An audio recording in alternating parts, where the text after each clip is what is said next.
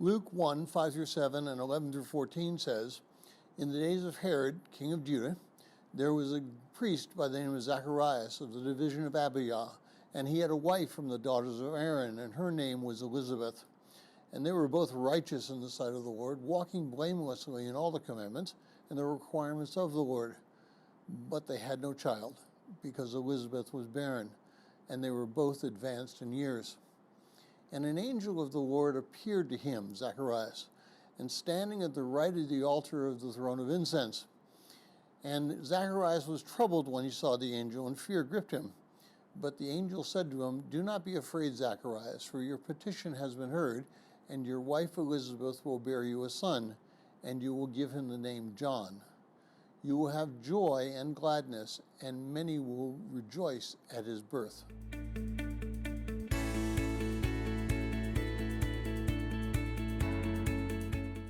Well, if you're joining us in reading through this 25-day reading plan, today's reading is Luke chapter 1, verses 5 through 25, and I encourage you to read that passage.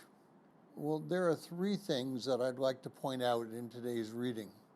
The first is that Zacharias and Elizabeth were righteous in the eyes of God. Now, this righteousness is shown in verse 6, where the word walking is used in the present tense and in the middle voice. Now, I apologize for throwing that little English grammar into the mix, but what that grammar means to us is that they themselves were walking. It was not a contrived or a forced relationship with God. They were following God's commandments on their own will. They knew and followed the requirements of the Lord. In other words, they were faithful in their walk with God. Now, secondly, Zacharias had the proper response when he saw the angel of the Lord. It must have been quite a shock for him to be greeted by Gabriel. Angels do not necessarily make appearances often, but when they do, they tend to elicit quite a response, particularly when they appear in their natural state rather than the state of being in a human being. Abraham recognized the angels when he saw them in Genesis 18, but the people of Sodom and Gomorrah thought those same angels were just mere humans and they were mere men. Zacharias understood that he was standing in the presence of a heavenly being, and his response to that was one of awe and fear. And finally, and this might be a little sensitive, but he and Elizabeth, even in their old age, enjoyed a physical relationship with one another.